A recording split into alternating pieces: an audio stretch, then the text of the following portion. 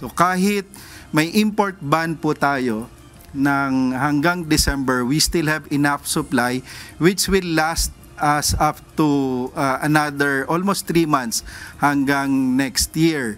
Walang magiging issue sa supply at presyo ng bigas. Ito ang tiniyak ng Department of Agriculture kasunod ng pagpapalawig sa rice import ban. Ayon kay Agriculture Assistant Secretary Arnel de Mesa, tinatayang aabot sa 12.8 million metric tons ng bigas ang kabuuang ani ngayong taon. Bukod dito, may 3.4 million metric tons naman ng imported na bigas na naipasok bago ipatupad ang import ban.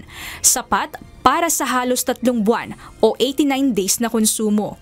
Inaasahan naman na mauubos na ang imported stock sa kalagitnaan ng Nobyembre, habang patuloy namang papasok ang supply mula sa lokal na ani. Sa kabuuan, nasa 18 million metric tons ang inaasahang kabuuang stocks ng bigas bago matapos ang taong 2025. Ito ay mas mataas kumpara sa 13 million metric tons na kabuuang demand ng bansa sa loob ng isang taon. Ito pong import ban, first time po ito na nangyari. I've been with the department for more than 24 years at hindi lang isang buwan.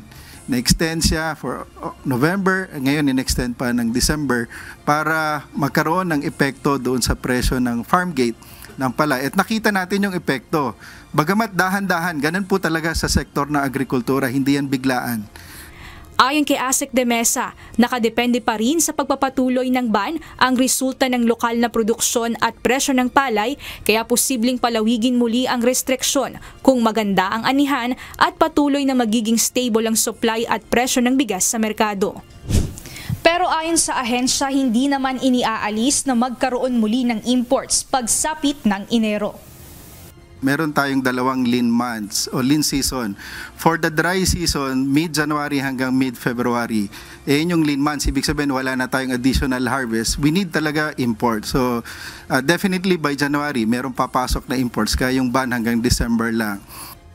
Tiniyak din ng DA na hindi magiging malaki ang epekto ng Bagyong Tino sa supply ng bigas dahil karamihan sa mga tanim ay naani na bago ang pananalasa ng bagyo. Mia Alonso, UNTV News and Rescue. Diyos ang aming sandigan, serbisyo publiko ang aming pinahahalagahan.